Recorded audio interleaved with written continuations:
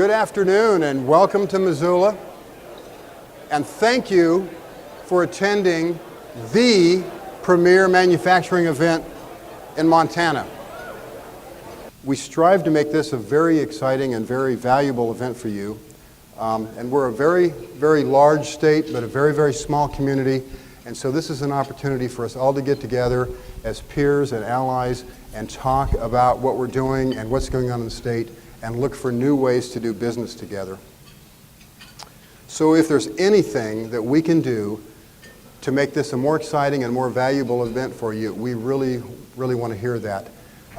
For the MMEC staff that's in the room, would you please stand up just for a minute? I'd like people to kind of see who you are and where you are. There you go. So, there. So for today, most of them are in the light blue shirt to make it easy for you to find them, get to know them. If there's anything they can do, please ask. I would like to start this conference in a very different way than we've ever done before. I would like to introduce some very, very special people to whom all of us owe a great debt of gratitude. If you're a veteran of the armed forces, please stand and be recognized.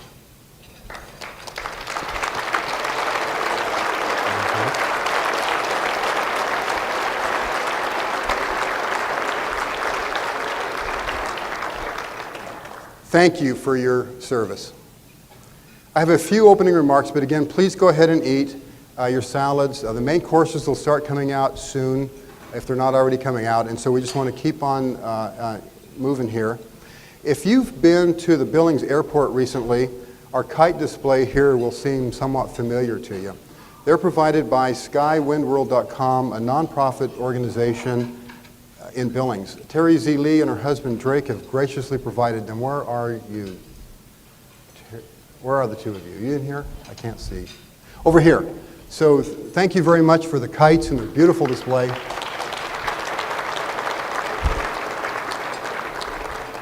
If you want to learn more about kites, they have a display out in the rotunda that you can certainly talk to them about it. But these kites, they represent more than color. They represent more than grace and beauty.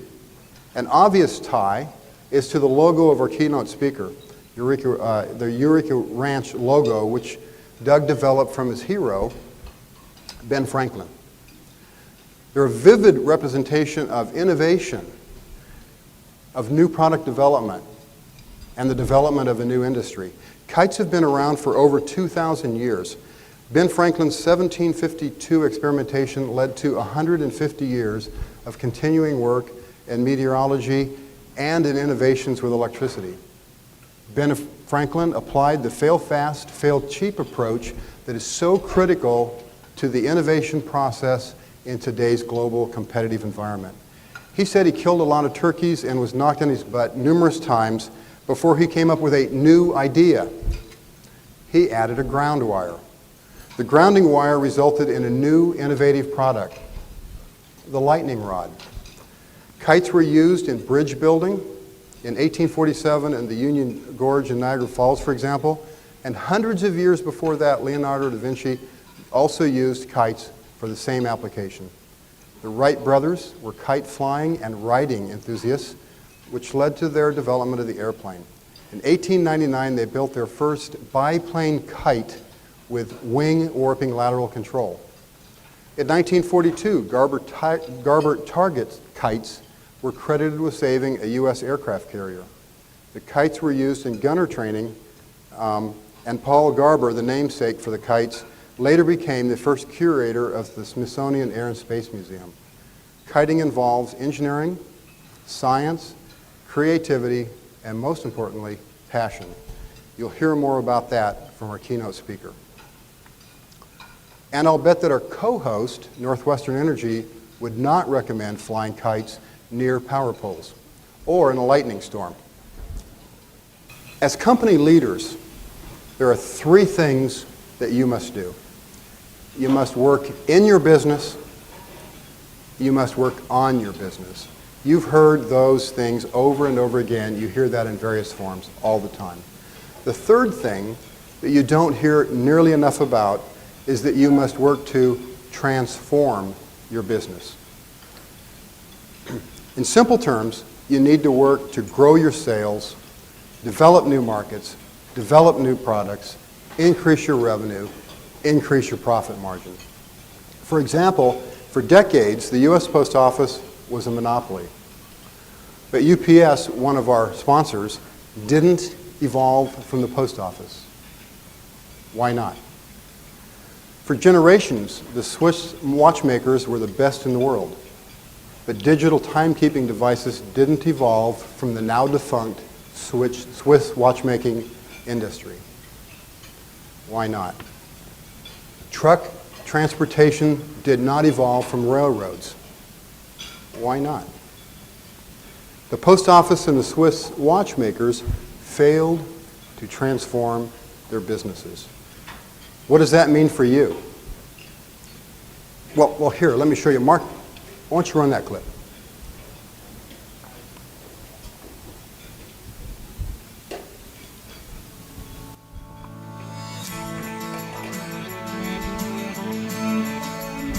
While there are differences between companies, they're all virtually clones of themselves with just different name tags. Business owners are not stupid. They know the challenge. 6 out of 10 said they need ideas for cost savings, 60%. Then we asked them about growth. 8 out of 10 said they need ideas for top-line growth. It's time for us to do something about it. Don't sell me innovation, sell me measurably smarter choices for growth. A guy comes up to me, I said, "Sir, how can I help?" He said, "I just lost half my business to a company from Pakistan."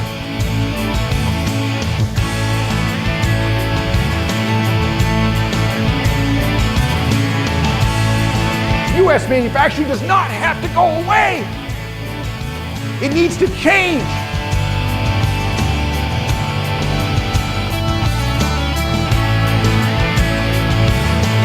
The new challenge is bigger than you can ever imagine, which is China.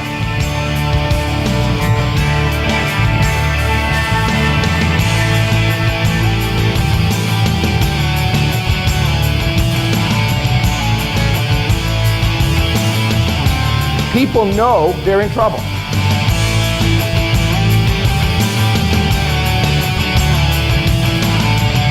I'm here to talk to you about some very disciplined methods.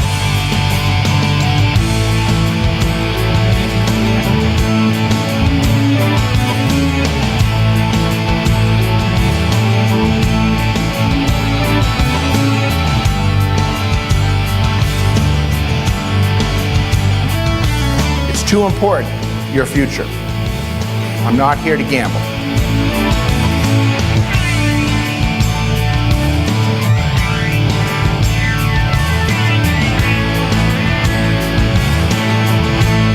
It's about making it happen for folks.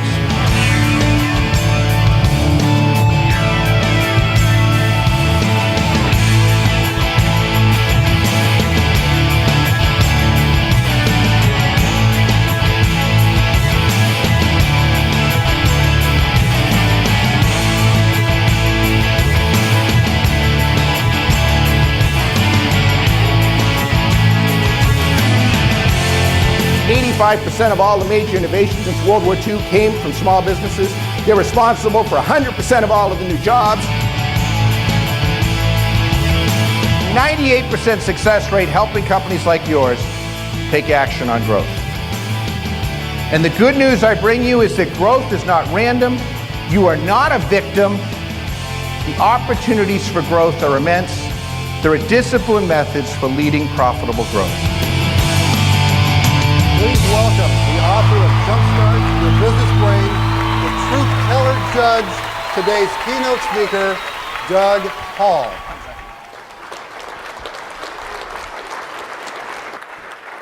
Thank you. Boy, Mom would be proud. Jeez, the fellas here put that together, and it's a bit much hearing yourself as you're doing it, but I thank you so much for having me, and I thank, I've spent the morning with folks, I got the afternoon, and it's just been incredible to be here in Montana. Just up front, just so that you know, I don't have any shoes on. But that's not for any statement I'm trying to make. I'm a practical guy. I was born in Portland, Maine, grew up in Maine, and well, I'm very practical about these things, and I have a tendency to get a little excited as I talk. And I went up and spoke up in Toronto once, and I didn't take my shoes off, and next thing you know, I got so excited, I couldn't feel the edge of the stage, and I fell off. Well, that wasn't the worst part. The worst part is if you watch the video, it shows I didn't stop talking the whole time I was falling. And so it's just for self-preservation to help me in the process. My name is Doug Hall. I have a company called the Eureka Ranch. For going on nearly 30 years now, we've been helping companies, large and small, invent ideas. We started as an invention firm and then started work for companies. We have offices in Cincinnati, Ohio, which is where the ranch is, as well as in Scotland, as in Canada. Our mission is to help business leaders find, filter, and fast-track innovations that help them win more, lose less, and make more money. Anybody interested? That's what it's about. It's about making money. I started as an entrepreneur at age 12, got a degree in chemical engineering. My father hopes I'll go back to get an honest job again, because I then went on to Procter & Gamble, where I worked in the marketing department. I took their their logo. I added shades and a mohawk to it. For some reason, they didn't see the humor in this. I shipped a lot of products with some methods, using the engineering methods that my dad had taught me and that I'd learned as a chemical engineer, to apply disciplined Deming systems to the production of new ideas to grow a company. In this case, brands at Procter & Gamble. But that's not what I'm most proud of. At Procter & Gamble, I was also called a high-maintenance subordinate, which I've always thought is one of the finest things to be called. I founded my company with great funding sources. Of course, we got banks now all going crazy now, but it was very fortunate. I was able to get funding. It's hard to get funding. In the classic American way, I funded it with Visa, MasterCard, and another Visa card. And my high school sweetheart working double shifts at the hospital, just the normal way to do those things. From that, I've been very blessed to travel the world, to work with, you name them, we've worked with them, from television to books to the rest of the stuff, to being able to come to work with folks like you. With that, growing up in Maine, I learned that you had a responsibility to give back when you're fortunate. We do that a number of ways. My wife and I are very involved with a lot of charities. I went to the North Pole a number of years ago, raised $1 million for a charity focused on helping parents inspire their children. We're doing the Eureka Winning Ways programs with Montana MEP and groups around the country. And in Prince Edward Island, Canada, my mom was from Canada, my wife and I sponsored the Doug and Debbie Hall Pipe Band Scholarship, where any island child in Prince Edward Island, Canada, can take bagpipe lessons at no cost. Of course, some think this is an evil thing that we do. Well, those farmers' kids and fishermen's kids, the poorest province in Canada, competing against adults because there's no youth division, took the North American Championship, came in 4th in the World Championship, and as they said, we'll be back to go do it again. Now, it's going to be like drinking through a fire hose. I'm going to go at a rapid pace. There is no need for you to take notes on any of the things I'm saying, because we are more than happy to give you copies of all the slides. Talk to the folks here, Todd and the group, and they can get you all of the slides. What I would like you to take notes on, though, is when I say something that connects to your business and sparks an idea, because that's your return on investment. Ideas that you can apply right now. So take notes on those as we go through. 3 quick questions before I start. Number 1, have your profit margins grown in the last 5 to 10 years? Have your profit margins grown in the last 5 to 10 years? If they've not, then you need to fire some customers. I mean, straight up. Prices go down, customers take advantage, next thing you know, we don't make money. I'm up in Wisconsin, and somebody said to me, Doug, no, here's the way I want you to fire them. I was tired of not making any money. So I took my bottom customers, and I took the price up. He says they went away. It took them 18 months to go away. But at least I made money on the bastards over the 18 months. It's not right for you to not make money. If you don't make money, you can't afford to keep going. We've got to rejigger and get more profitable customers and more profitable markets, and that means some of the, I know you like them. I know you've been with them for a long time. But it's not mutual if they're not giving you a fair price. Number two, if you lost your number one customer, would you survive? If not, you need to diversify your portfolio. You need to balance it out, because that's no way to live, worrying about that company. That's no way to live. Number three, most important, are you having fun? Are you having fun? My friends, life is too short. Detroit, Michigan, just like I did this morning, I'm meeting with a company. There's an elderly gentleman there and his children who are now running the company. There's about 12 of them in the room. I'm talking to them about getting back to the start of the company. In this case, when their dad started the company, or your granddad started the company, or when you started it. That spirit of entrepreneurship in the beginning when you said, I think we can do this. When we're trying things and testing things. I explained that that's what we needed to do, and in the middle of it, the elderly gentleman, he interrupted and he said, listen to him. And he started to cry. He came up to me afterwards.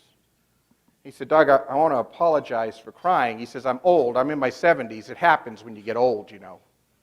I said, sir, that's okay. I respect what you've done. Detroit's a tough market, and it's incredible what you've done. He says, no, I want you to make me a promise. I want you to tell people as you travel around the country why. I said, well, why is that? He said, Doug, as you told me about going back to the start, the reason I cried is because I remembered what it was like at the beginning of the company.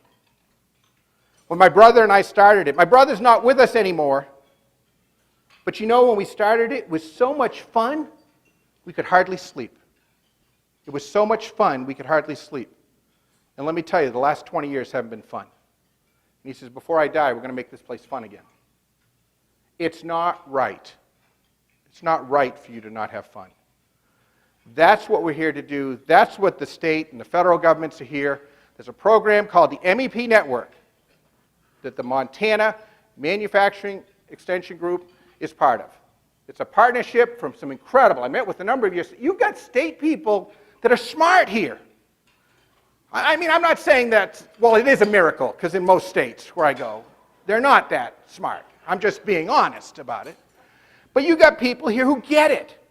Maybe not all of them, but the ones I met today get the concepts of the issues. And what we have is a network. It's the largest network in the world dedicated to helping small and mid-sized companies with a particular focus on manufacturing. The purpose of the National MEP Network is to help small and mid-sized companies grow profit margins. We do this two ways, through lean manufacturing, which is designed to grow profit margins through more profitable manufacturing. And if you haven't done it and you don't know what I'm saying, you got to do it. You got to do it.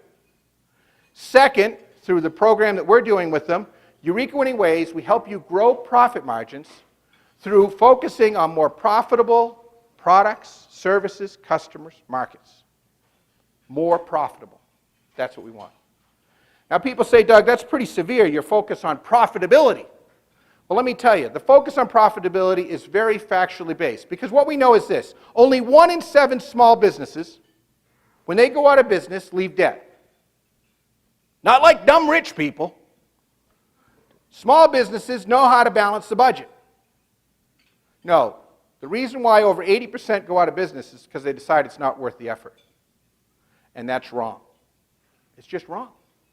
They give up because it's not worth the effort, and by moving the profit margin, we make it worth the effort, so not only you can do it, but also your kids and the family, and you can have a future. As the video said, I bring you good news. To grow your profits is not random. There are reproducible lessons and laws that, when applied with diligence, can dramatically increase your odds of success. Now, what I'm here to talk about is not some random drivel. It's based on the work of Dr. W. Edwards Deming. Deming's the guy that went to Japan after World War II and recreated Japan. Made in Japan was considered a joke. They're now the second largest world economic power. He taught them how to use systems, how to transform the system. As he said, 94% of the problems of the system, 6% is the worker. Working harder won't do it. We must work smarter, and we must look at it as a systemic process. We need to put in things like pull, not push. We need to turn around and get quality at the source. We need to empower them. We need to give them the tools for willing workers to do what they're doing. Now, my connection with Deming and the MEP connection with Deming is quite clear. Melissa Kelly McCabe, who is part of the MEP network, Melissa Kelly McCabe was his assistant the last years of his life. She's worked and helps us build this program.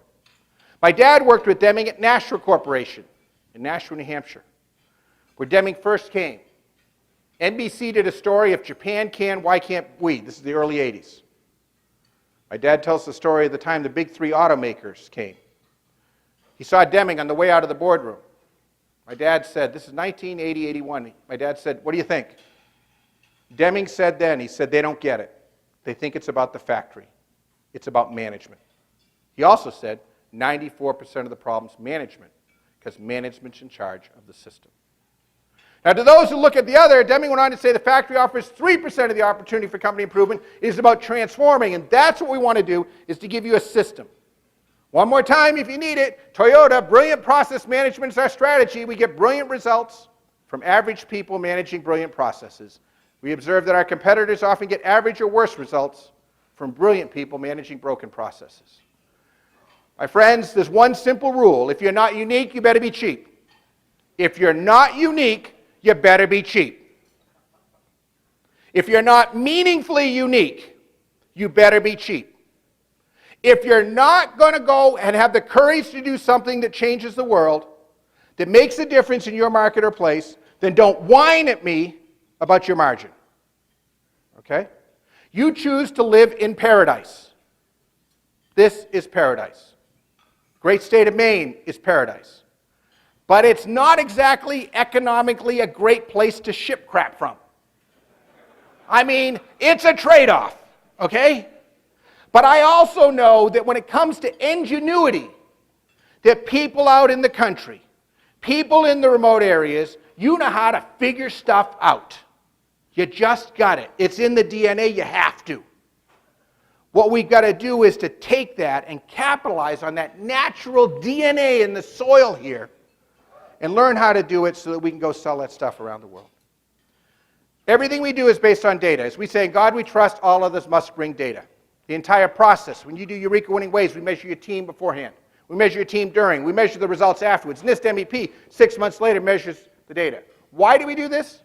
Not as a command and control scorecard, but we do this so to improve the process. We put it in control charts. And we use it not as to beat people, but as a way to continually improve the process as we're doing it. Now, so as a result, we measured the audience. We got about 25% of the audience. We pulled a sample of people. And so I can tell you now the condition of the state of Montana, your mindset, what my raw materials like as an audience. We do the same thing with your company. We measure the group against world class because the government's decided in Washington that we're not interested in being above average. This is not Lake Wobegon where everybody's above average. We need to become competitive, which means 90th percentile. So we index you off the 90th percentile and we break it into 3 groups: concern, warning, and good. Okay. Agreement with the need for growth. Everybody must be doing fine. Urgency to take action. Urgency to take, I guess I'm at the wrong speech. Everybody's doing good. Well, let's look deeper. Success with innovation. Courage to take action. Balanced thinking style. So what we start to see here all of a sudden is a pattern. What I'm seeing here is some people that don't have hope that there's any way out. So knowing we've not been successful, knowing things haven't worked, we become protective, and we just say, well, I guess I'm just not going to go after that. That's too hard to do. That's not the way you started it. That's not the way your dad started it. It's not right. Courage, is this Montana? Am I in the right state? Now this is, courage to take action, for crying out loud. What is this, like Connecticut or something? Come on, people. This is Montana. If anybody should have some guts to go do it, it's out here in the Great West. Your forefathers would be ashamed at this. Balanced thinking style. Left brain, logical, rational. Well, that's good. Because that means I can't hurt your feelings. Many of you don't have feelings. So I'm going to have to kick you pretty hard to get you going. Let's go on. Creativity and innovation rewarded. Optimistic about success. Okay, I get it. You don't think I can do this. So let's go at it. Okay, so this is creating the ideas. Now let's look at what does it look like when it comes to executing the ideas. Because frankly, we don't need ideas. What we need is we need to make them happen. Ideas are easy. It's the doing that's the hard part, which is why 80% of a Eureka winning ways is on the doing, because that's the place where it matters. When we look at that, what do we see? Sufficient resources to get the job done. People cooperate. I thought in the country we worked together. You like each other. Talents well used, work done, rate the organization. It's not right, folks. It's not right. We got to come together as a group because, frankly, the big companies can't do it. Washington can't do it. And I'm not going to be political on either side. I think they're all idiots. The only people I know how to do it is the small and mid-sized businesses. They know how to be successful, as you'll see, more than anybody else does. So I'm going to take you through the 3 laws of marketing physics. For some of you, you may have seen portions of this. There'll be portions that will be repeat, portions that are new. The laws of marketing physics are what does it take to sell an idea? How do you do it? We need to know what success looks like. What does an idea look like? They've been reverse engineered by looking at what drives success. Comes to 3 simple principles. Overt benefit, real reason to believe, and dramatic difference. Overt benefit, real reason to believe, dramatic difference. Overt benefit, what's in it for me, the customer? Why can I believe that you're going to do that? And what makes it a wow? There are 4 paths to profit margin growth. Current customers, current capabilities, improving the core continuously. Kaizen, continuous improvement must be done. Next stage, current capabilities taken to new customers and markets. Current capabilities to new customers and markets. Here we must adapt the promise and the product for mutual profits. Not just take it and show up, but we have to adapt it. Next up, lead wows for mutual profits. Current customers, new products and services. Current customers, new products and services. It's a matter of leading, proactive, not reactive.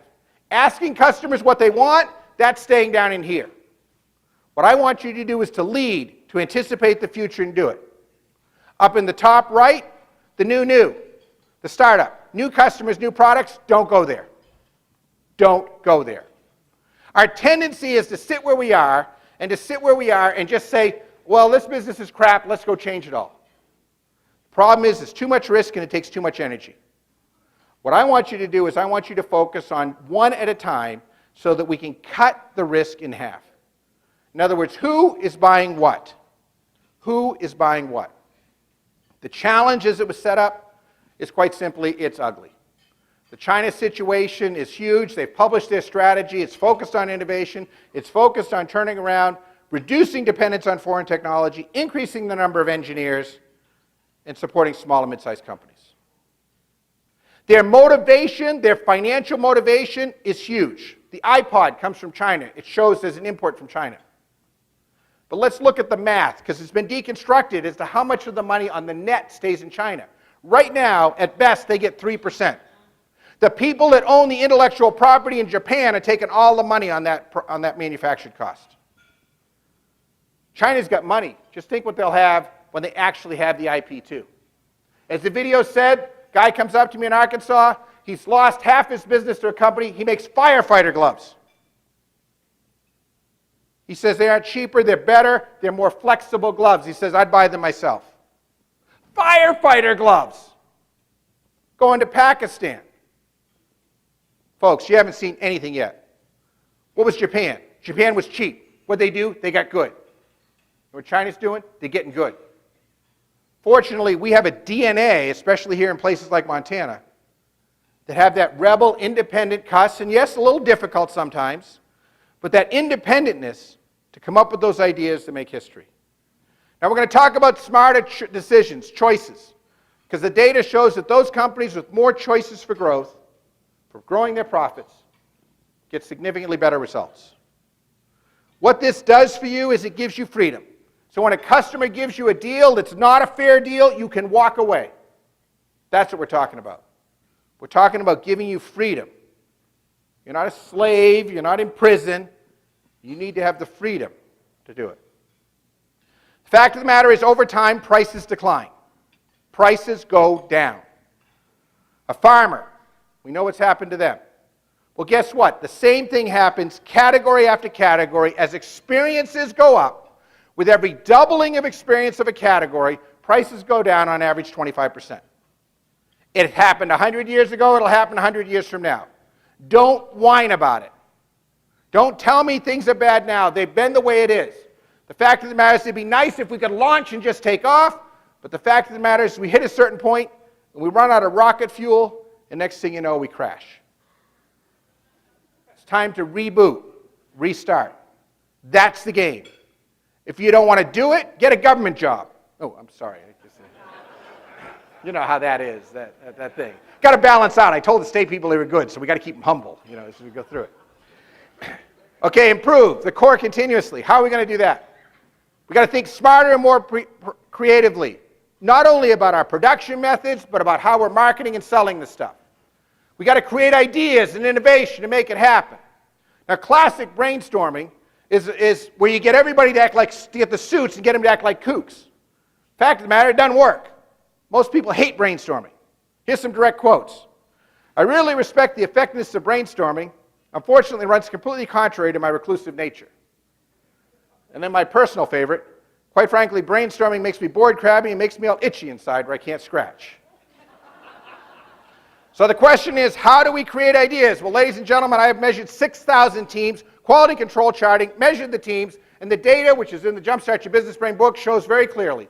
The idea, the Eureka, comes from stimulus, stimulating the brain, feeding the brain, exponentially kick to the diversity, which is good because your people are pretty diverse because they just kind of say what it is, because they're stubborn, and that's good. That's a good thing. Divided by the fear. Remember the courage to take action? We have a deficit there. We've got to fix that. And we're going to fix that not by ranting and raving, but by giving you disciplined systems. Stimulus, diversity, reduction of fear. So how does it work? Well, classic brainstorming or brain draining, or the suck method of creativity, is to bring people in a room and suck from their heads all the ideas they have in their heads. Our approach is different, which is to explore stimulus. Give you stimulus from suppliers to customer insights to technology, minings, things that you can use. Feeding that stimulus in, and what we find is the number of practical bottom line ideas you can do goes up the more stimulus we bring in. So we got to increase the stimulus. It's about taking your brain, feeding it like a computer, and out of it comes a chain reaction of ideas. Okay, you could have a blank piece of paper, come up with ideas for where to go on vacation. Or you could have a bunch of stimulus. Okay, which one's easier? So why do we sit in a room with a blank chart pad and hope a miracle will occur? Well, we feel like it's cheating if we do this. Well, the fact of the matter is this is how the brain works. So we've all got gazillions of brain cells. You can't grow new brain cells. Some people are trying it, but we don't have a real good way of doing that. You can kill brain cells. Stress kills brain cells. Some things I did at the University of Maine kill brain cells. What we can do is grow more synapses. The more reactions we get, the more experiences we get, the more we learn, we make more connections and we can think quicker, smarter. Classic study, a fellow by the name of Rosewig out of California, put rats in an impoverished environment. Took another set of rats, put them in an enriched environment with toys. They grew up to be smarter. They could solve mazes faster. Their brains had more dense neural connections. In fact, it's because of this work that all children's toys are so brightly colored. And we stimulate infants. Interestingly, Rosewig turned around and he had them viewing the enriched environment. Not doing it, but viewing it. Didn't make any difference. So that's what I'm saying here is to see, talking to you ain't going to do it. You got to go do it to really learn it and to get it in. We have to get it out there doing it. This is the reason why we've done it. Now, to be clear, some of you are sitting there saying, Doug, that's cool. That's good. I'll remember that with the kids or the grandkids. And yeah, I'll do that. It's nice to know. I've seen them. That's interesting to know. I'll tell folks that. But you know me, I'm old. And maybe I did that university thing a little bit. And you know, there's no chance for me. Well, I can appreciate where you're coming from. I feel like that myself sometimes. But well, here's what the data shows. We took the Anderson Senior Center. We took senior citizens, we gave them the Torrance test of creativity on Monday, we gave them stimulus for 1 hour a day. On Friday, we gave them the B portion of the test, significant increases across the board, quantity and quality of ideas. The largest increase was with a lady aged 92. So what I can tell you is up to age 92, you can grow your brain. And after that, who cares? Who cares? There's no excuse. But what do we do on Friday night? We get together with the same friends. We go to the same restaurant. Oh my God, I may not like it. Okay, let's eat the same food I've always eaten at that restaurant.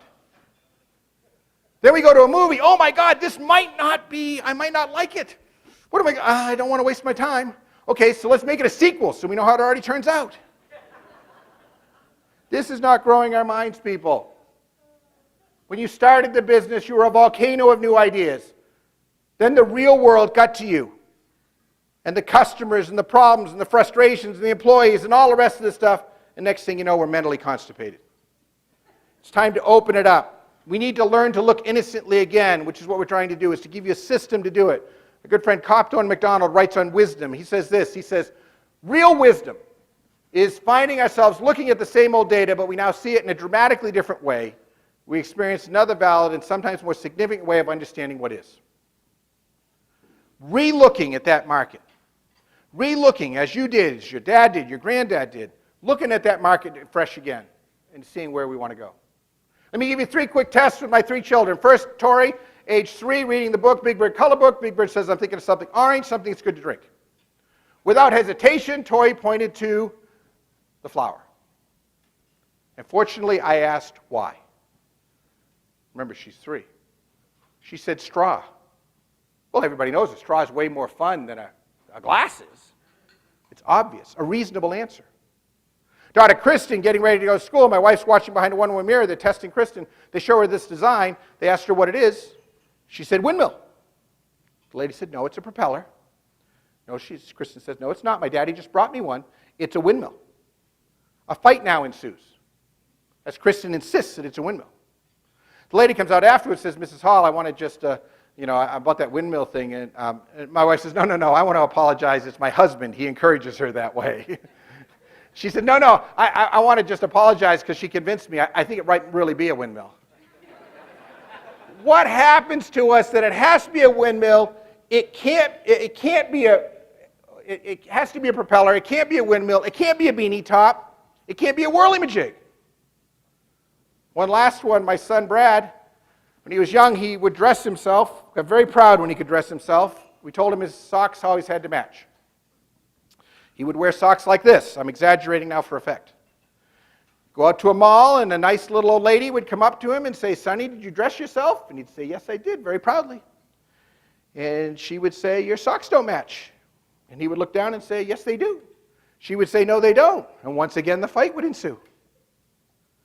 You see, we'd have to go over and explain, because Brad took the concept of socks matching a different way, and I'm exaggerating for effect, but his socks always match some part of his clothes.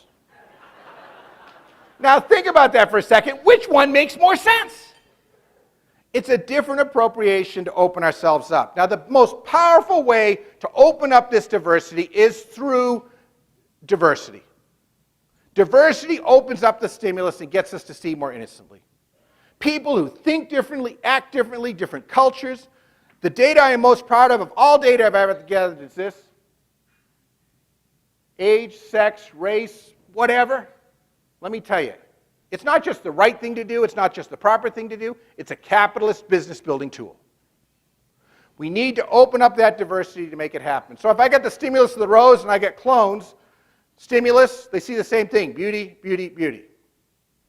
If instead I have kooky brains, weirdo brains. One sees the stimulus of the rose, another one sees vitamin C tea, because rose hips are very concentrated in vitamin C. Another one turns around and sees rose water with the petals in the tub, and another, the tango with the rose in their teeth. Diversity kicks us alive to get stuff. My friends, I'm not interested in the North American melting pot. Not interested. I'm not interested in everybody coming through a sieve and coming out the same. It doesn't do us any good. What made this countries were these immigrants and who came from these different cultures, and they did battles with one another, and that's how we get smart. What I'm interested in is a salad bowl where the onions retain their spice and the peppers and the radishes. And when we're together, we create something great. but the individual integrity is there. The challenge is leveraging diversity is not for wimps, to quote Tom Peters from the book. I forward to my book. I tell a team, if I've got 10 people in a room and all 10 agree, I say, 9 of you are a cost savings opportunity. That used to be a lot funnier than it is now. But it's the truth. We need to open that up so to get those thoughts and those ideas and provide ways to go do it. Our approach to creating ideas is built off the Deming cycle. Plan, do, study, act. You may be familiar with it as plan, do, check, act. His later years, Melissa tells us, he changed it from check to study because we had to think deeper about it, not just check the hypothesis. It's also called the scientific method. The way we do it is this. We start out with an individual, trusting in the individuals of your people for their ideas. We then pair people up to hold a conversation to spark those ideas. We then come to a team where the team, not in socialism, not to come to mediocrity, but we use that for feedback, and then the individual authors the ideas. People say, Doug, but there's no I in team. Yeah, but Michael Jordan said there is in win. The fact of the matter is inventing is not a team sport. It's an individual sport. It's about a person raising their hand and saying, Eureka, I got an idea. None other than the patent office will tell you if your company applies for a patent, you will be rejected. If your team applies, you will be rejected. They only give patents to people. People invent and then assign them to companies. We need to bring that ingenuity back from your people. I've had people in companies come in, and 2 kids come who work on the line, don't speak any English. They go through the whole day. At the end of the day, the management team, 2 of the 4 ideas they pick are from those kids. The fact of the matter is your people are great. I know they can do it. People sit there and say, yeah, but my guys aren't very educated. They don't know how to do this stuff. Well, let me just tell you something. My father-in-law was a machinist. My brother-in-laws, both of them are machinists. And while they may not have the fancy schooling and they may not know all the sophisticated stuff for design and engineering, you go look at their boats, you go look at their backyard, you go look at their motorcycles, and you go look at my house whenever they come out and they fix everything and rebuild the damn place. These guys are ingenious. You have that native ingenuity here. We need to tap into it, to channel that energy so that you're getting the energy Monday through Friday, not them doing it just on Saturday. Okay, so for growth, what we need to do is, what I want to do is I want to move you here and I want to move you here. These are the 2 places I want to move you. By focusing on one, we reduce the risk. Adapting products. I'm going to cover 3 subjects here. Why new customers and markets are important. Why the translation to a customer's point of view is important. And number 3, why adapting is critical to success. The data shows clearly that new customers drive growth. Number of new customers over the past 3 years, from few to average to lots. Growth rate of companies. New customers drive growth. New customers, separate study. 9,804 businesses. What separates companies that grow versus those that don't? Number of new customers. New customers. Are they profitable? Does it cost us too much? If you do it right, the data shows new customers and markets significantly more profitable. If we do it right. If we do it wrong, it doesn't. As further evidence, I give you the Vietnam of manufacturing. That would be the state of Michigan. The state of Michigan. 4,000 dead companies in the last 4 years. We're talking ugly, folks. Really ugly. In Michigan, those companies that have reached out for new customers and markets, working with the MEP there, have turned around and are seeing not only more growth, but they're growing their profit margin at the exact same time. New customers, markets. The stories go on. Harley-Davidson, faced with challenges, turns around and figures out how to move to take their things during the World War to military. Okay, now let's go to San Antonio. Miner. Fred Miner makes dock equipment. He's got distributorships, 6 distributorships where they repair and fix, and they make some parts and they fix them. Only 6 cities. He decides that he's going to go after new customers and markets and creates a thing called Miner Fleet. His idea is, right now, it's a whole bunch of people all over the country. He's going to service nationals. So he can go into Best Buy or Circuit City and say, I'll take care of your docks everywhere in the country. One contract. It's a ridiculous concept. Well, he puts together a network, puts together a system, works with the local university to get some IT kids to build a system. He turns around and puts it together. He goes from $12 million in sales to 50 million in sales. Okay, here's one, Great Outdoors. Outside Expeditions. Their focus up in North Rustico, Prince Edward Island, Brian and Shirley, is they sell big trips. Big trips to customers. Customers to go on big trips. As it turns out, they kind of don't do a very good job with their marketing because, see, their customers get confused. You see, because I look at this thing and I see flat water and I'm into the outdoors and I go, it looks boring to me. So I take it to my high school sweetheart who's the opposite of me and she's not really into the outdoors, and I said, Dad, maybe this would be good. She looked at the photo and said, no way. I said, what's the matter? She said, look at the picture. I said, what's the matter with the picture? She said, you can't see land. You know, it's pretty hard to annoy all possible customers at the same time. Well, we made it clear. Day trips for those new to adventure. Day trips for those with outdoor adventure experience. Talked very specifically to each audience. The harbor paddle.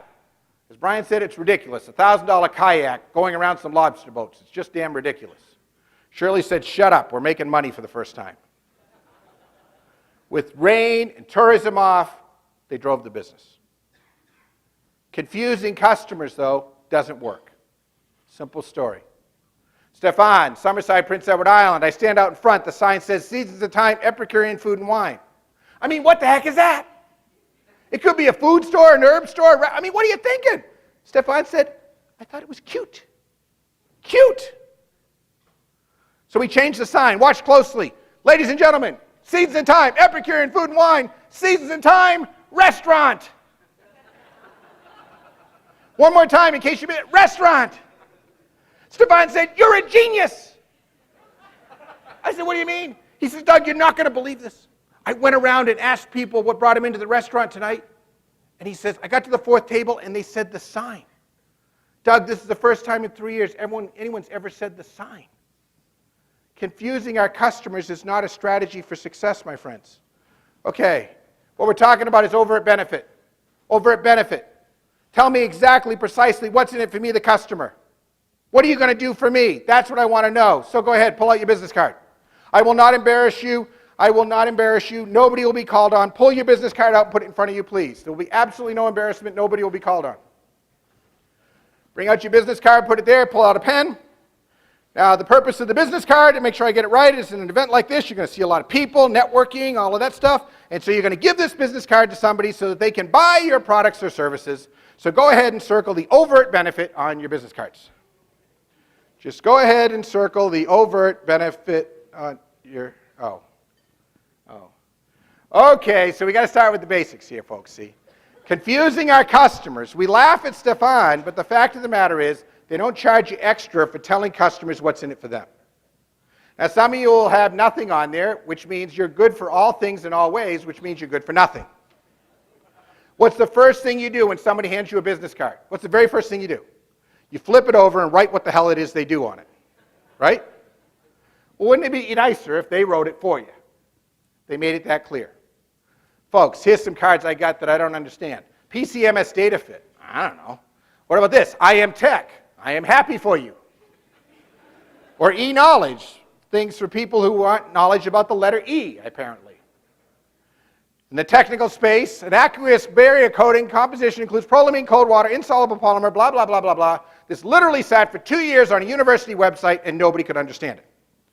We then turned around and changed it into a cancer-safe fast food wrap, first biodegradable fast food wrap that doesn't have cancer stuff in it. 2 months later, they had a contract. This fall, all New York delis will be using this wrap. Confusing our customers makes it harder for them to do it. Finest quality faucet available. Here's one very particular. Used people to make like stuff. Made with heavy cast brass, patterns, copper tubing with stainless steel. I like this about, they're the best available. Best available. Doesn't mean anything to me. So I asked him some questions. He said, well, it's not selling so good. I said, well, why'd you do it? And he went on to explain it. He said, oh, hell, it's a great product. It gives you 3 times greater flow, 19 versus 6 gallons. It installs in half the time. I said, is this a secret? He said, I got your point. And by the way, Montana, I've gone through this now 3 times this morning already with people who handed me marketing materials, and you know who you are in the room now, and you handed me marketing materials, and then when I asked you what made you great, you gave me awesome things that apparently are secrets. You all have them. We need to get those stories out and get them down. So the fella turned around, and this is his new piece. Half the time, double the flow. I get it. I get it. Features are not benefits, my friends. I want to know what you will do for me. What will I receive, enjoy, experience in exchange for my time, trouble, trust, and money? Now, some of you are in the techno space, aerospace, military, and you're sitting there, and I can see the thought balloons. You're saying, Doug, that's nice for those cute consumer things, but I do manly stuff. I do techno crap. We don't do that stuff, man. It's a different world here. You don't apply to me. I got it. It's actually more valuable for you. Let me explain, see if this is about right. Your techno geek goes in and talks to their techno geek, right? Is it like, it works like this, geek, geek, geek, right? And you're so excited about the molecular backflip that's going on, and it's like, oh, this is so cool. And then what does the techno geek inside do? Techno geek inside goes over and talks to. Who do they go talk to? They go talk to Accounting Droid. Accounting Droid doesn't speak techno geek. They speak only one thing. And as we're learning from the banking crisis, we don't even know if they speak that very good. And all they see is 2% higher cost, and they hit reject.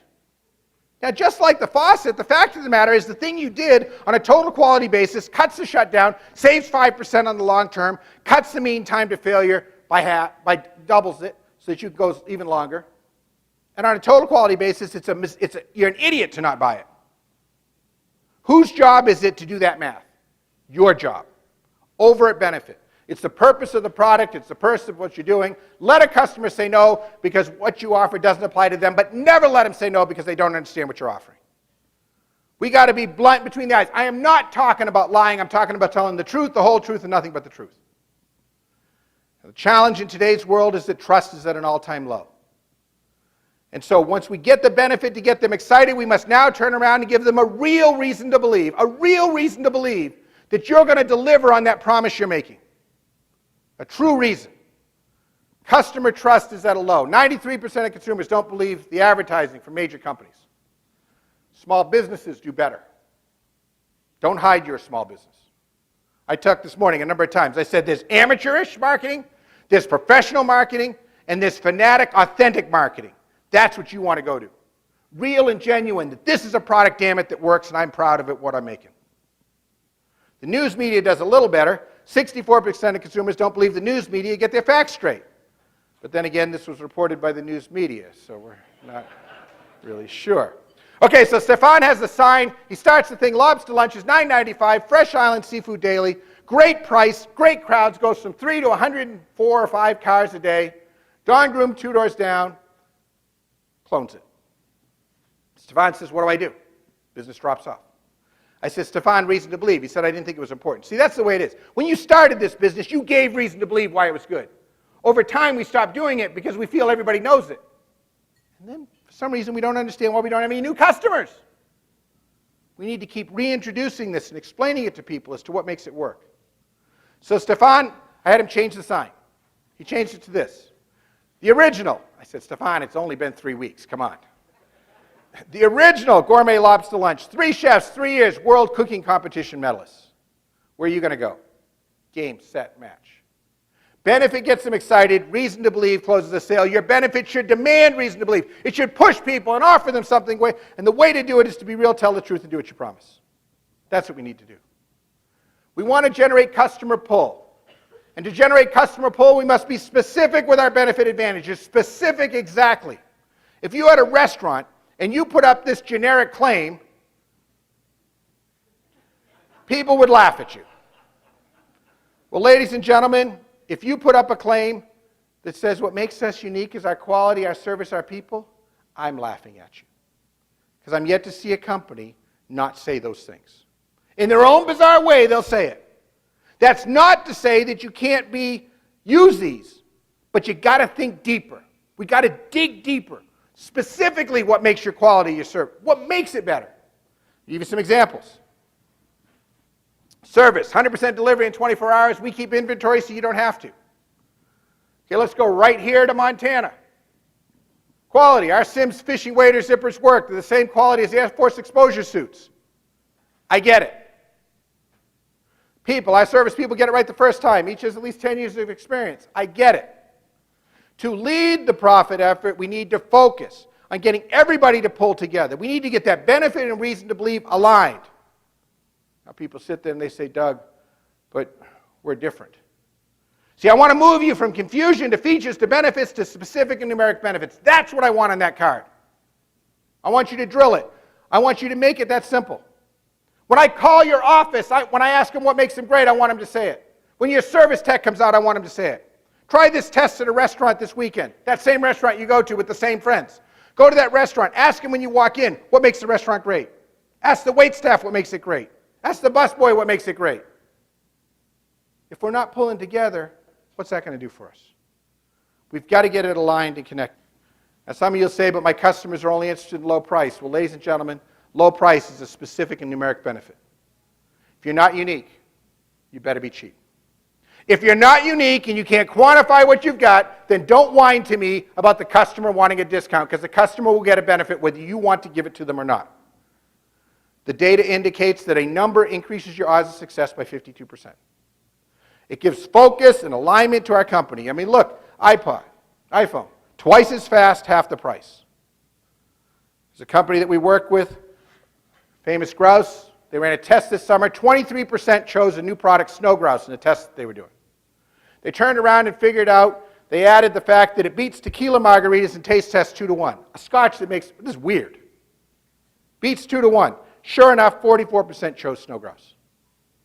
That simple test, 24 hours later, doubling of results. Quantify your advantage of what you got. Here's one out of Kansas City. Under extreme heat, our air blasters produce up to 50% more force than competition. I get it.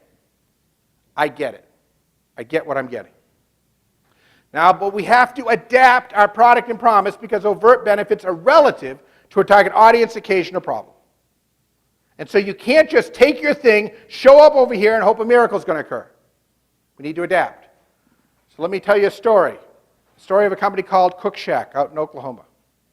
Folks at Cook Shack sell barbecue cookers to people who compete in barbecue competitions.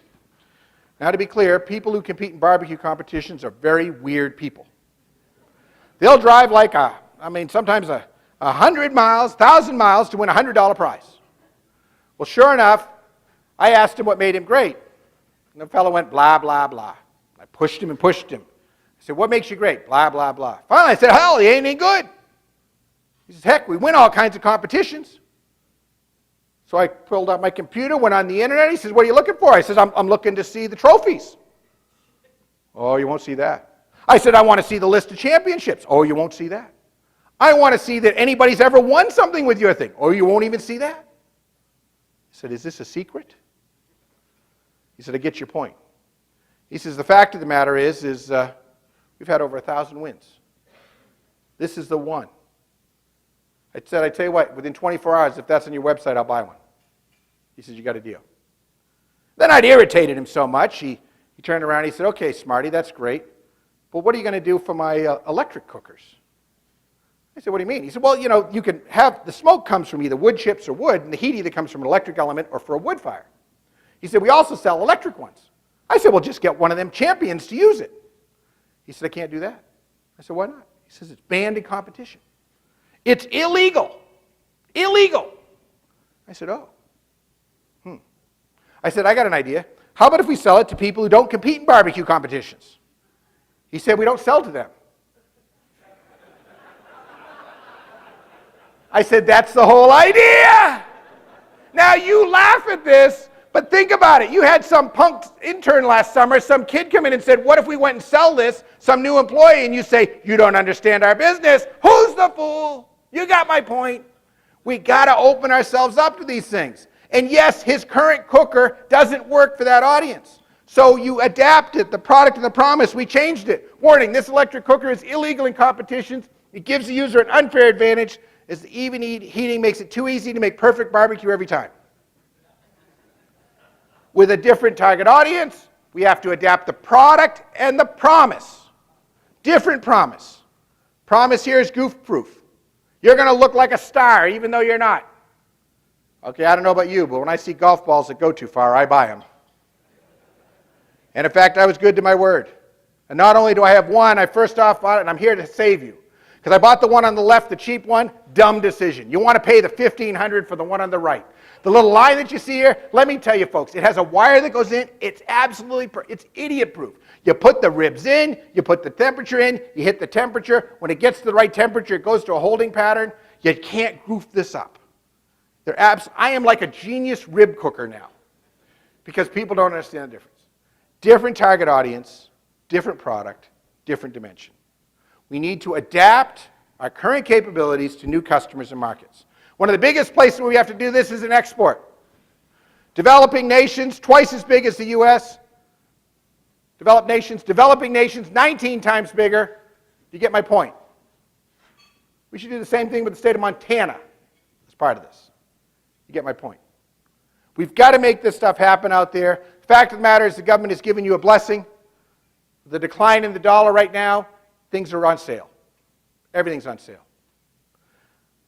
But we have to change. Company out in Seattle I was talking to, I said, we're talking politics. I said, what do you think? He says, I've always been a liberal, but I'm going to vote for McCain. I said, why? He says, because if they get rid of NAFTA, I'm out of business. I said, what do you mean? He said, I send a truckload north. Unfortunately, nobody else has figured out, but I'm on sale up there. I make double the margin for everything I sell in Canada than what I sell in the US. Oh, it's a pain to get going, but it's painless to ship it. Offense, not defense. We've got to go after this. You've got an incredible World Trade Group here in Montana. I heard the guy last night talk about it. It's incredible. The Montana group here, the extension group is awesome. They can help you with these things. But we have to change. Here's a company out in Long Island. They make Lorans. Loran was before GPS for boats and for planes. It's not used anymore, mostly. But in a lot of these developing nations, it's still used. So one guy loved the technology, so he bought up all of these companies, becoming then a larger failing company. But then the market came around to him, and right now, he's selling more than he's ever sold before. Because when you go to Aruba and Barbados, and you go into a lot of these ports and planes, that's the system they've got. I said, what's your sales system? He said, I stand beside the fax machine every morning.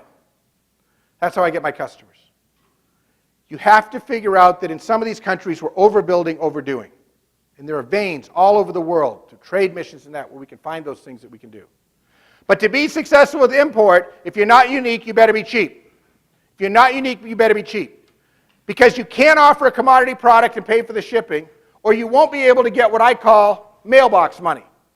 Because see, the other way for you to compete in Montana is to take that ingenuity that you got, put the idea together like a company up in northern Wisconsin's doing, and they're licensing it to somebody in Sweden and somebody in Texas. They don't even have patents, they have trade secrets, and they've licensed the package to people, and they get mailbox money. That's a check in the mail every quarter. Think about if 10% of your business was 100% profit, because that's what a royalty check is. Take that ingenuity. You are not constrained by your current market. There are opportunities to take it further. When I talk about export, where do you want to go? You're the boss. Eureka Winning Ways first left these shores for Scotland. Why? It's very simple. I like golf and I like scotch. I'm a crappy golfer, but I drink scotch very professionally. We took it over there to go do it. Where do you want to go? New customers, new markets. We need to help you get those to happen, more profitable ones. Second, we need to lead. Lead wows for mutual profits. Mutual profits, you make money in the customers. To get that established customers to pay you more money, we need to lead them. We need to lead them and help them push. I'm going to talk about proactive versus leading and dramatic difference. See, my friends, there are two types of companies, reactive and proactive. Reactive, as we look at thousands of companies, have very negative ratings on courage, success, and their focus.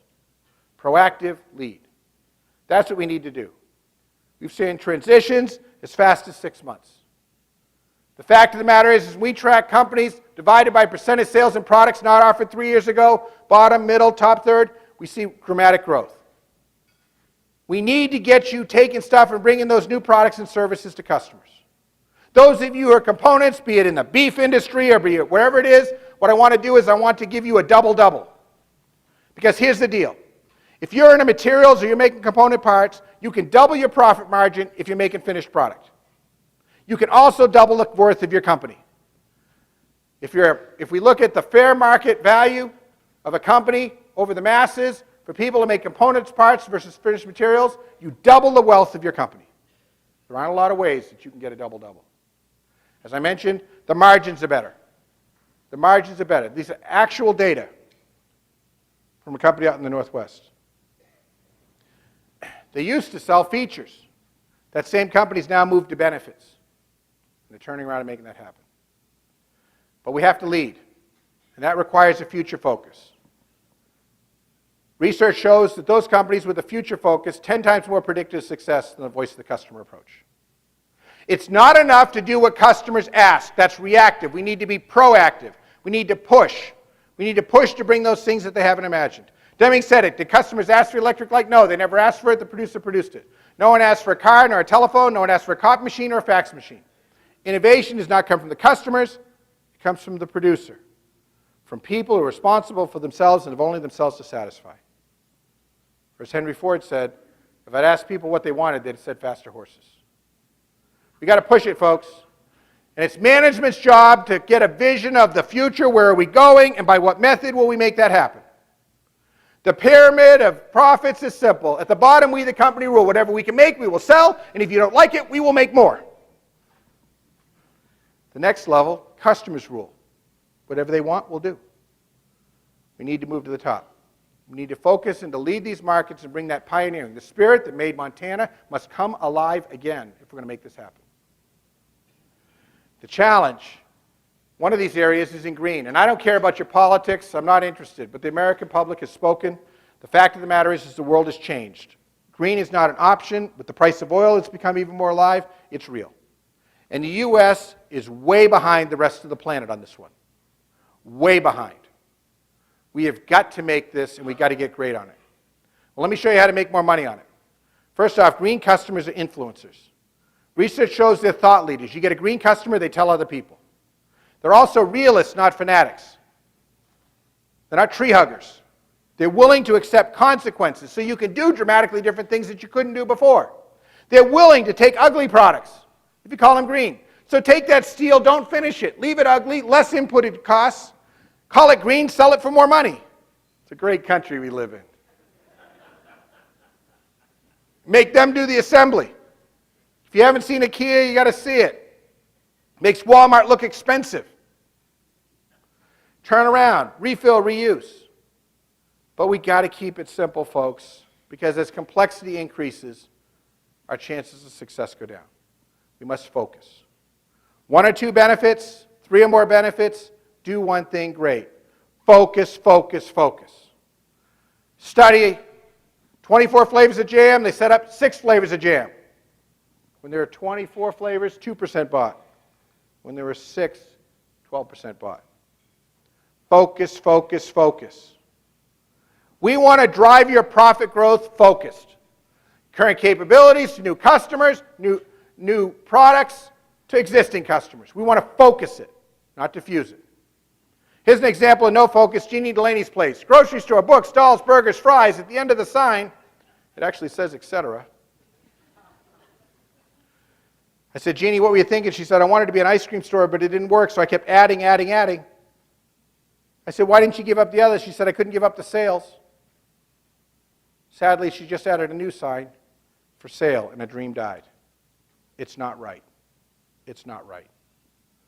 Folks, we've got to get aligned and focused, our whole team to come together, and the driving force behind money is simple. It's called dramatic difference. Dramatic difference not in the absolute, but in benefit. Dramatic difference in benefit. It's about being the first to do what, the only to do what. Companies that patent grow faster. Now, I'm not saying that patenting is the issue, but it's a state of mind in the organization where we're approaching it that way. And I understand in the country we share everything with one another, but we've got to get better at this. The folks here, the Montana Extension, can help you with that. You've actually already learned what you need to know to get a patent. To get a patent, you must be 3 things. You must be useful. That means you must offer an overt benefit. You must have claims of how, a method. That's called real reason to believe. And you must be novel, not obvious. That's called dramatic difference. So where is the best place? The Product Development Management Association did a report. They analyzed companies to see the different styles they did, and they correlated these results with their success. Objective measures of percent of sales from new products, margin improvement. Competitive customer scouting, non-significant. Demographic scouting, non-significant. Industry trend spotting, non-significant. Technology scouting. We need to make better products. Straight up. Now, to be clear, dramatically different ideas cause operational chaos to one or more departments. I got it. And part of what we want to do is not go back to those early days because some of it's exciting and some of it's scary. What we're talking about, my friends, is fear. Fear shuts us down before we even start. So what we need to do is we need to address that fear, and the way we're going to address that fear is we're going to provide a system, a disciplined system. The fact is, this fear is reasonable because most ideas fail. Most ideas fail. If I turn around and I look at purchase interest versus new and different, each point represents an innovation. The more unique we get, the more likely we are to be wicked good or wicked bad, as we say in Maine. When we regress to the mean, it's called the same old stuff. It doesn't do us anything. So our challenge is how to manage that risk. Well, as Deming said, 94% of the failures are due to the system, 6% are due to the worker. So what we want to do is we want to leverage the startup systems of how new companies do. Meaningful innovation experts are startups. Startups are better at making that work than anybody else. They know how to make it work. And there's some simple principles that drive it. Federal Reserve Bank. Since World War II, more than 2/3 of all radical innovations that have led to dramatic and sizable transformations in the economy have been adopted, improved, and developed by small companies. Small companies, all the new jobs. So what we need to do is to go back to the roots. In developing, to reduce fear, develop like a startup. First off, simultaneous engineering. Promise, product, profit. Work them all at the same time. Get out of our silos, do it all at the same time. Second, fail fast, fail cheap. Get smart cycles of learning. Rapid cycle. Cut the cost down, do it faster. Number 3, open source connections. Open source connections to help us connect and develop, connect and distribute. As Frank would say, we must all hang together, and most assuredly, we'll all hang separately. How do you manage development? This is not how to do it. This is also not how to do it. The key to doing it is simultaneous engineering, as Apple calls it. The miracle of the iPod is not the design, it's not the software, it's the fact that all of these pieces work together. The iTunes software, and even, I hate to even say it, but the lawyers did a hell of a job getting the deal on the records to get the songs. It's the miracle of these coming together. Last Christmas, I'll tell you how unique this is, I bought a Sony flat screen. Because I was tired of having so many reports, and I bought a Sony flat screen, and I bought a Sony DVD player. And sure enough, I get home, and the 2 remote controls are different. Oh, they sort of work, but who's the frickin' idiot who can't make these 2 things work together? We must, our power is to make these components work together to make it happen. Simultaneous engineering, the promise, the product, and the profit. We must bring it together. So what we do is we take your team and use their collective intelligence to come together, and then we embark on a scout. And the scout's job is to go out through the wilderness and to look. Here's Paul Shirky up at 90 on the way to the North Pole, looking for pressure ridges and open water. Don't have your whole team sit in a room and try to figure it out. Put the idea together, get their thoughts, and send somebody out, disciplined, to go look at it. As they go out to go look at it, they come back and they report, yes, no, yes, but. Yes, we should go, no, we shouldn't. Yes, we should go, but we should change. I'll tell you 80% of the time the answer is yes, but. Because we don't know what we don't know. Imagine if you sat here and said, I have to figure out how to get to Seattle from here before I'm going to take a step. That'd be ridiculous. You got to see a path, start down the path, and figure it out. That's the same thing here. We have to figure it out as we're going along. In the process, there's a spin-off of other things that happen. We didn't need to go to the moon. But by going to the moon, the spin-offs were incredible. We must turn around and open ourselves up. Kevlar, it was supposed to be a replacement for metal and steel-belted tires. It didn't work. Going out of business. Became a bulletproof material. And that was just the beginning. How many times do you have an idea, you say no to it, and years ago somebody comes up with the idea and you say, I thought of that. Thinking ain't worth anything. It's the doing that matters. It's the doing that matters. I want you to develop like a startup. Fail fast, fail cheap. Scientific methods, rapid cycle tests, learn how to test. I was talking to somebody this morning, they're talking about something. I said, how long will it take? Oh, he says it'll take me a month to get those brochures ready. I said, frickin' A, I want you to write that thing this afternoon and send it out to 15 potential customers and see what they say. Today, now, right now. Fail fast, fail cheap. Rapid cycle is what we need to get ourselves into. You did it at the beginning because you had no money. So what's happened? Now we have to respect the unknown unknowns. The proper and mature system is plan, study, study, study, study. What I'm talking about is rapid cycles. Rapid cycle testings, using different ways of doing it. Okay, see, in the old world, leadership decides where to drill for oil, and if we hit bedrock, we get a bigger drill bit. In my case, I look at it, and if we hit hard rock, we try somewhere else. To be perfectly honest, the mature people, the adult people, will say, you don't have persistence and dedication. And you're absolutely right. But I'm rich, so who cares? The fact of the matter is, we need to open ourselves up and to take those shots to go do it. We need to get that culture back of rapid cycle testing in our company. We need to get it into our employees so that everybody's thinking that way. Don't have them come to you and you say yes or no, so you're taking responsibility. Tell them to run a damn experiment. Try it. Do it. Now also in developing like a startup, we've got to leverage open source. And this is a huge movement, and there's never been a better time to be a US manufacturer than today to those who take advantage of it. Big companies have got a huge transformation going on. Pfizer, yesterday in the newspaper, announced that they want half their products to come from the outside. Procter & Gamble today has 50% of their products come from the outside. They can't do it themselves. They're looking for people like you to do it because they look at the ideas to see what happens. And so the Montana Extension is going to be able to do, we're building, it's been announced in the paper, and it'll be coming out, and Montana is one of 4 states that's going to get this ahead of others. It's the National Innovation Marketplace. It's going to be a platform connected initially with the US, Canada, and Scotland originally. And the way it works is inventions that come from federal labs, from universities, from independent inventors, from your company, will be seen first for the first 100 days exclusively to companies in Montana. Companies in the US will get it first. After the first 100 days, they'll be open globally so that you can take, not only can you find technologies that can help you make more money, but you can also sell technologies.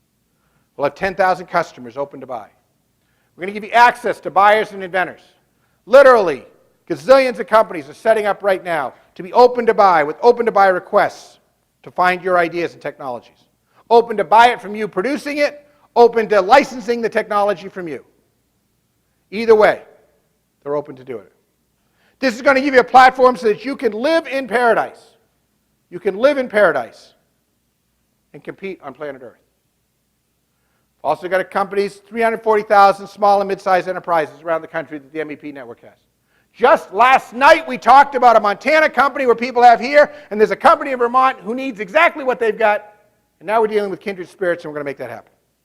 That, my friends, is the future. Because the hard part is figuring out how to make it. Give you access to inventions and experts from around the world that can do it. Now the key is we have to translate the stuff. Because inventors are from Mars and business people are from Venus. They don't talk the same language. So what we do is we translate it into a simple statement that shows the concept. We show you a forecast of what it's going to do. Because frankly, the real question when evaluating innovations is simple, which is how much am I going to sell? That's the only thing that matters. See, one of our problems with innovation and new ideas is we can see the cost side of the balance sheet, all of the problems, all of the issues, but we can't see the upside. We're working with NIST, the National Institute of Standards and Technology, and modeling, and my own company, and the work that we've been doing over many, many years. We've taken a tool that's been available for the big companies for hundreds of thousands of dollars and made it for fractions of a penny on the dollar to make it possible for you to be able to see what these things are. The fact of the matter is quantifying innovations is a challenge for you. Than 2 in 10 marketing executives believe that management believes what they're doing, and this is the big companies. So what we've done is this. We've built a system, it's called a Fort Woodlock simulation. It's the oldest proven system. We take number of possible final purchasers, sales and marketing support, trial, revenue plus repeat. Very simple math that you do. But we turn around and we put it in using a Monte Carlo simulation which is just a dice rolling.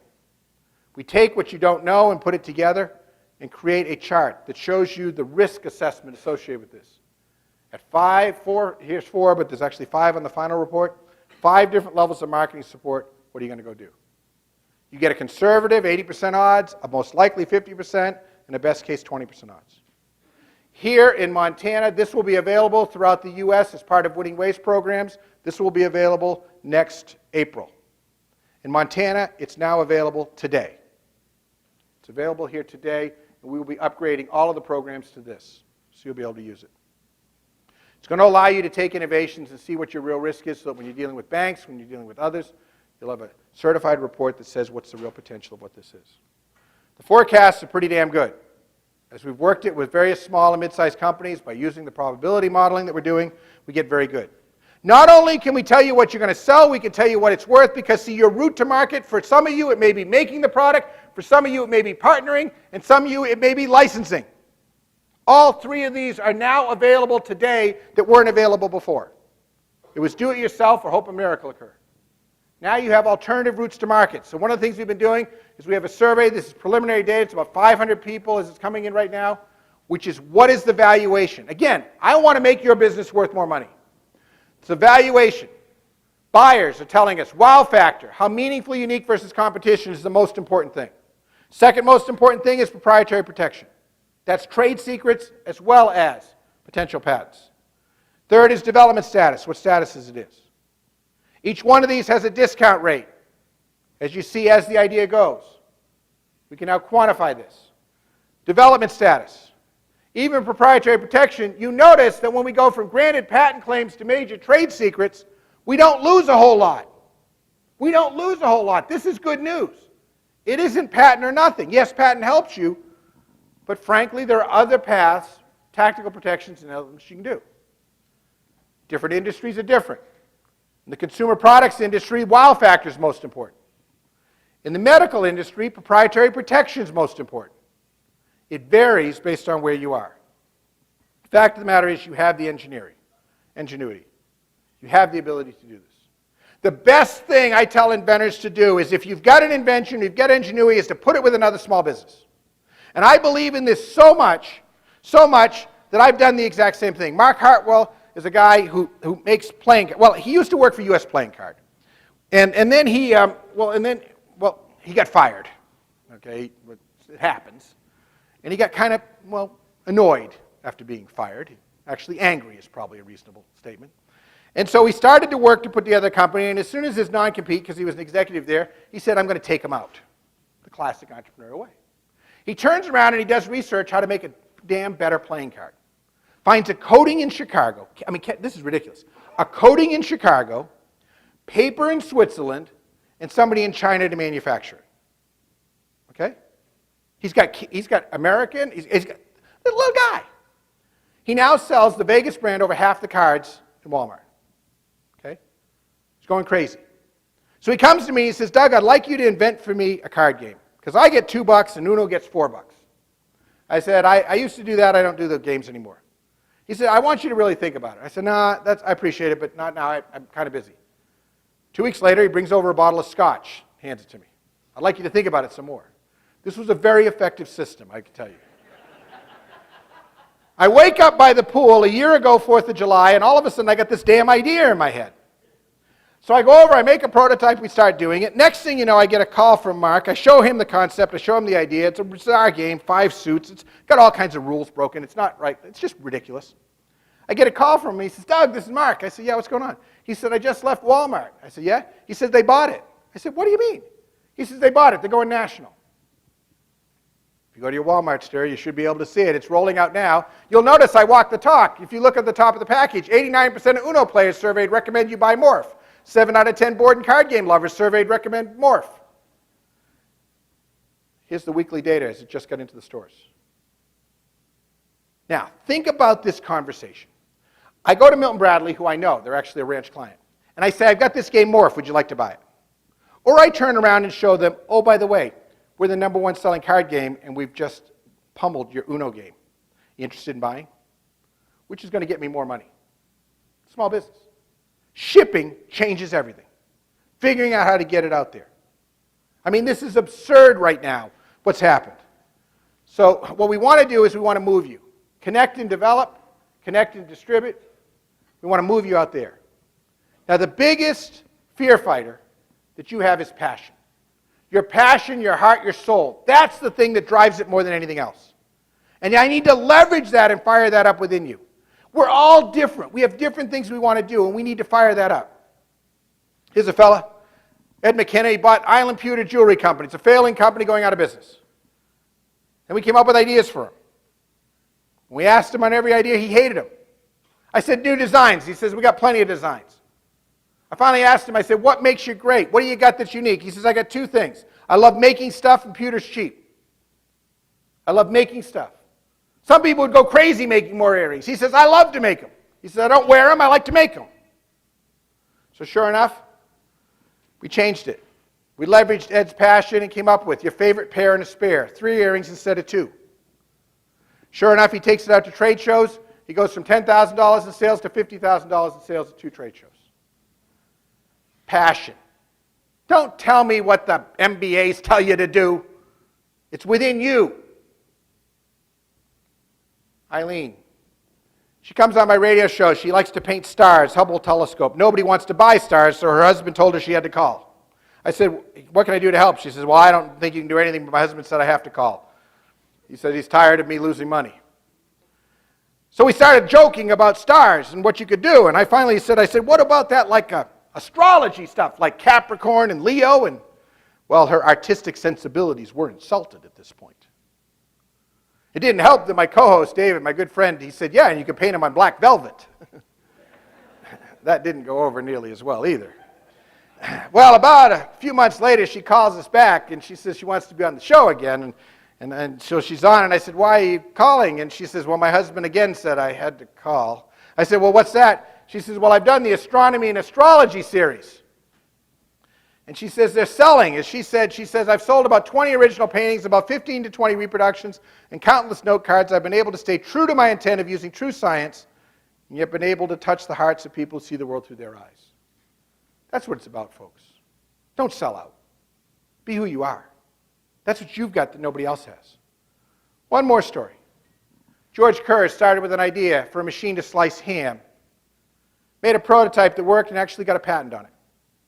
He tried to sell the idea, but it just didn't go. It was rejected everywhere. So he and his wife decided they'd start their own business. And that, my friends, is the family-owned and operated Honey Baked Ham Store. To thrive, we must drive out the fear. We must trust in that little voice. We must turn around and to do it because, as Deming said, we got to change. Because if you don't change, survival is in question. It is in question. I traveled to the North Pole. One of my quick tests of courage is, how many times in the last 6 weeks, 6 months have you failed spectacularly? Stepped over the edge. If you're not failing, you're not trying. I stepped over in the high Arctic. 1,600 miles north of Alaska, came to one of hundreds of pressure ridges and open water leads. I took my skis off to go ahead in front of the dogs. We're going to run the sled as fast as this so the pressure down is minimal. It's going this way. The ice is a black ice, a rubbery ice, and the team, most of them go over, and, well, it's looking bad, so I go over to the side, and I leap, and I jump, and as I hit the other side, my weight of my body coming down, next thing you know, I'm taking a bath. People say, Doug, what's it like to swim in the Arctic Ocean? I said, it's not what you think. I mean, my first reaction was, damn, this is warm. I mean, I'd gone from minus 30 to plus 32. It was like a heat wave. My second thought is, you got 5 minutes to get out before you die. And being a bit of a mathematician, I thought, is there a plus or minus with this? I mean, how do they know this? So I swam over to the edge as fast as I could, and I started to pull myself up, and as I did, I saw my teammates frozen in fear. Actually, they weren't frozen. They were moving backwards. I said, dudes, wrong way.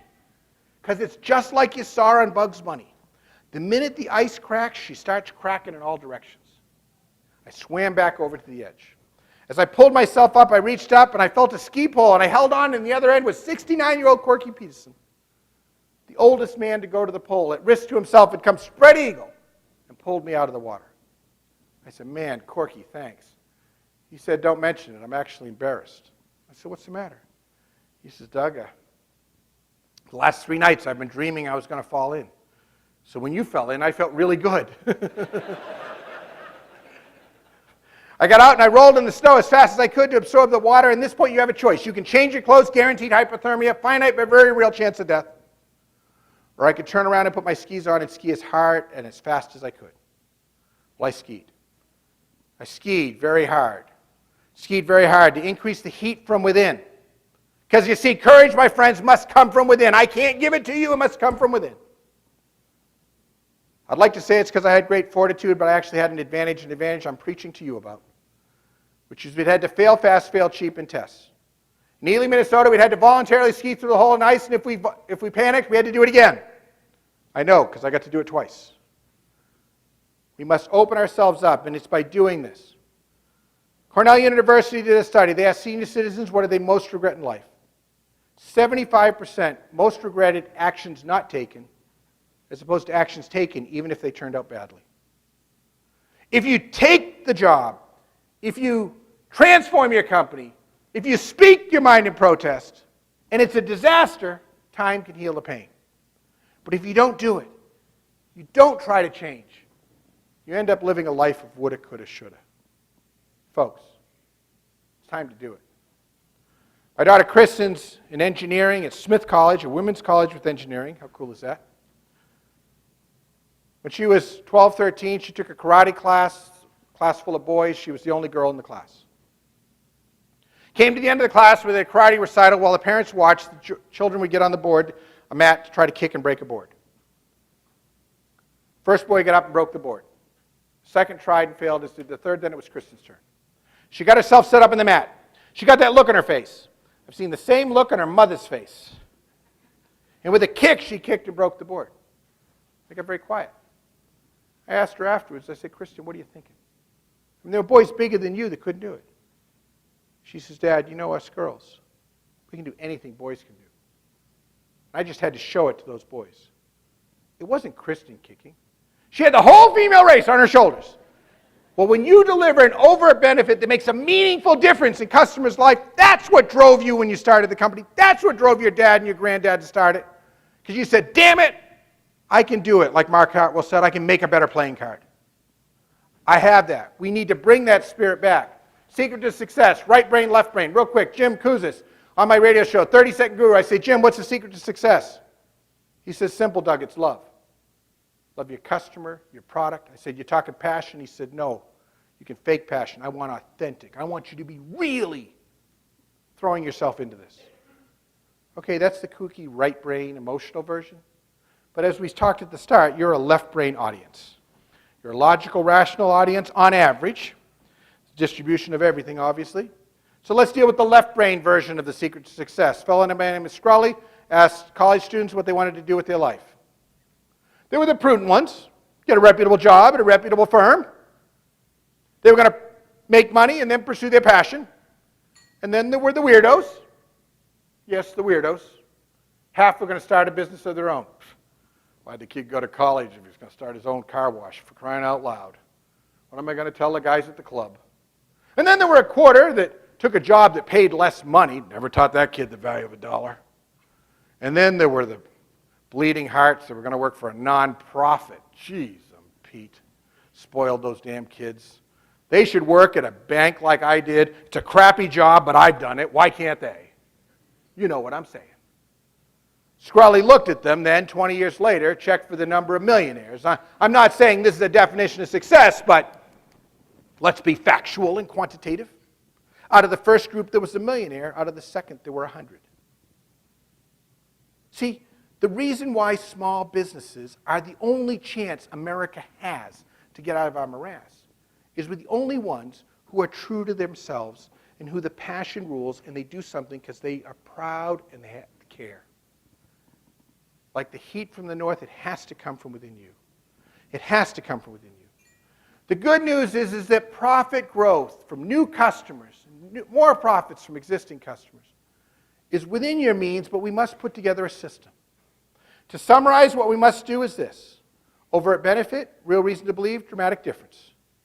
And to create these, we must explore stimulus, leverage diversity, and drive out fear. And the way we drive out fear is by going back and serving the customer. Mutual profit is what I seek. Not slave relationships, mutual profit. Somebody has to have courage, and you're the only one in that relationship that can do it, especially if you're dealing with other people. It has to come from the small business. But what if nobody listens? What if your partner won't listen? What if your customers won't listen? What do you do? Well, you got three choices, as far as I see it. The first is what Churchill said. Never, ever, ever give up. Fight to the death if necessary for the righteousness of your cause. You don't want to do that? Then sit down, shut up, and sell out and don't whine. Because I ain't interested. I'm just not interested. Well, there's a third option. You can walk.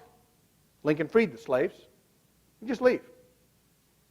So I'm down in Arizona talking to an aerospace group, big group, 500-600 people. A couple of the executives, they were going through trouble, came up to me and afterwards they said, Doug, are you telling us, are you trying to tell us something? I said, what do you mean? He said, are you telling us that we should walk? No! It's a trick question, for crying out loud. There's only one option, which is fight to the death. It's your life. It's your life. You want to get employees? Do a mission. Focus on changing the world. Make your company great. You want to make more money? You want to double the value of your company? Let's take our capabilities, your wonderful capabilities, to more profitable customers and markets. Let's take your current customer asset and let's lead them in the marketplace. You are fortunate that of all of the states, you have one of the 4 best MEPs out of the 50 states. A leadership group par excellence. You have the resources here, and you have state people, and I mean this with all seriousness, that have got more of a grasp on what's going on than most of the states that I meet. The resources are there, but you need to take action. I said at the top 3 questions. Are your profit margins growing? If you lost your number 1 customer, are you having fun? Now, as we saw in the data, there isn't a sense of urgency. So one more shot to try to get a sense of urgency. As we go into the holidays, let's think about the turkey. This comes from the book Black Swan. Turkey is born and lives a nice life. Put in the incubator. It's fed every day. Kept out of the rain. It's a good life. It gets bigger and bigger. And it's living a really good life. Sort of like 2 weeks ago, when people said the economy's fine, our banking system's fine, everything's fine. And then, like we saw recently, or like the turkey we'll see, in November, life gets really crappy one day. I don't want you to be the turkey. I want you to take charge. I want you to go back to the roots of this great state and do it. I'm traveling the country at a ridiculous pace. I'm here. I was in Washington. I go up to New Hampshire, and then I'm in Wyoming, and I'm traveling the country, and why am I doing this foolishness when I've got a corporate consulting business and books and the rest of the stuff? I don't need to go do it. When I do a commercial event, I come in, I do my event, and there'll be a car waiting, and I leave immediately. Why did I come in last night, stay here all day, meet with people, doing all this stuff? Why am I doing it at 8? Because within me, this is my cause. My daughter, Tori, went through this program as part of a school project. She's in vet school and was doing it to try to learn and to understand the dynamics of business, and she went through the same training that the guys here have gone through. And afterwards, as part of this assignment for a project she was doing, she wrote a paper, and with her permission, I'd like to quote from it because it says better than I could ever say it. She said today, often companies are really struggling. They've been beaten up and have no courage left. Eureka Winning Ways puts courage back into companies and gives them a kickstart again. I really liked learning how to put hope. I really liked learning how to put hope back into people. That's what it's about. Are you ready? We're here to help. Here to do whatever we can to help you. As long as I have known the world, Franklin said, I have observed that wrong is always growing more wrong, and that right, however opposed, comes right at last. I'll end with my favorite Franklin quote. You know, America's first great inventor, America's first great entrepreneur. As Franklin said, up sluggard and waste not life. In the grave will be sleeping enough. When I'm laid to rest, it'll be carved in my tombstone in Springbrook, Prince Edward Island. Up, sluggard, and waste not life. In the grave will be sleeping enough. Folks, deep inside all of us is a little voice. A little voice that if we listen close tells us what we should do and what we must do. It's time to believe in that little voice. To believe that everything we do and don't do makes a meaningful difference in this life. To believe in our industry, to believe in Montana, to believe in America. So what are you waiting for? Get up, get out, get going. Thank you very much, everybody.